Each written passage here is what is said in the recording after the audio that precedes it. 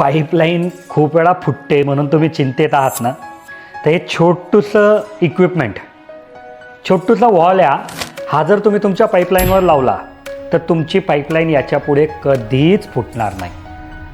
हे कसं तर बघा, तुमचं घरात प्रेशर कुकर आहे, काही शिजवायसाठी तुम्ही ते वापरतात ना, तर त्याला कशी प्रेशर कुकरला शिटी असते, मध्ये प्रेशर वाढलं की ती शिटी वर येते आणि प्रेशर बाहेर काढतं. तसंच याच्यामध्ये स्प्रिंग आहे.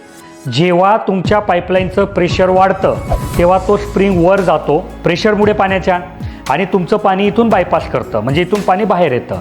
आणि इथून पाणी बाहेर आलं म्हणजे आपोआपच तुमच्या पाईपलाईनमधलं प्रेशर कमी होतं पाण्याचं आणि तुमची पाईपलाईन फुटत नाही. इतकं सोपंसं मेकॅनिझम यात आहे. उघडून दाखवू? बघा, हे बघा, हा एक नट असतो, हे कवर आहे वरचं, मग याला काही महत्त्व नाही. तर हे बघा, आणि इथे 2 नट जे आहेत ना, तर हे जितके तुम्ही टाईट कराल तितका हा स्प्रिंग टाईट होईल, तर तितकं जास्ती प्रेशर याला उघडायला लागेल.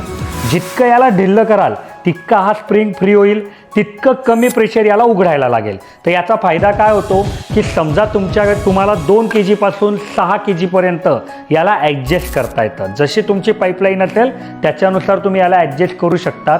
हा आम्ही जेव्हा तुम्हाला देऊ तेव्हा 4 kg वर सेट असतो आणि मॅक्झिमम सर्व लोकांची पाईपलाईन ही 4 kg ची असते, तर याला हात लावायची शक्यतो गरज पडत नाही.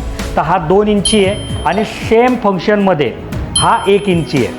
समजा तुम्हाला मुख्य पाईपलाईन, मुख्य मोटर आहे, तिथे तुम्ही हा लावा, कुठे ड्रीप वगैरे केली आहे तिथे हा लावा, तर तुमची पाईपलाईन याच्या पुढे भविष्यात कधीही फुटणार नाही. मी दिलेली माहिती तुम्हाला कशी वाटली हे कमेंटमध्ये सांगा.